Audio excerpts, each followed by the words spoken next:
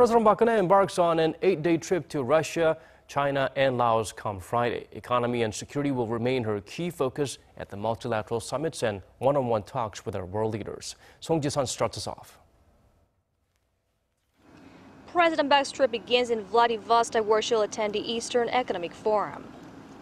Park will deliver a speech as the guest of honor at the event hosted by Russian President Vladimir Putin, aimed at fostering development and growth in the Far East.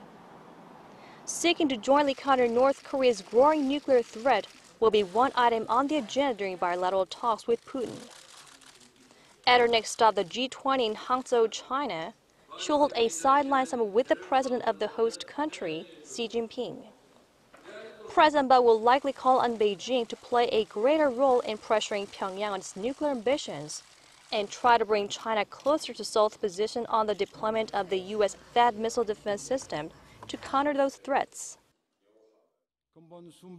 The presidential visit is aimed at boosting the potential for economic growth while strengthening cooperation with the international community in denuclearizing North Korea by implementing UN Security Council resolutions. A series of bilateral talks with Saudi Arabia, Egypt, and Italy is also scheduled during the G20 summit. At this year's meeting, where inclusive growth is the key phrase, Park will promote Seoul's innovation drive as a new model for global growth. President Park will propose Seoul's creative economy as a model for an innovative, inclusive economy to contribute to the G20's future growth, while also calling for a greater role for the member countries in promoting free trade against recent protectionism.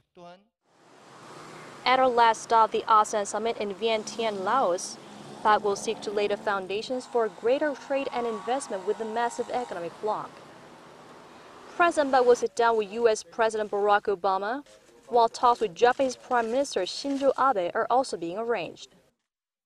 In a series of bilateral and multilateral summits, President Park will repeat her call for world leaders to guide Pyongyang to the right choice by sending a strong message for the implementation of international sanctions.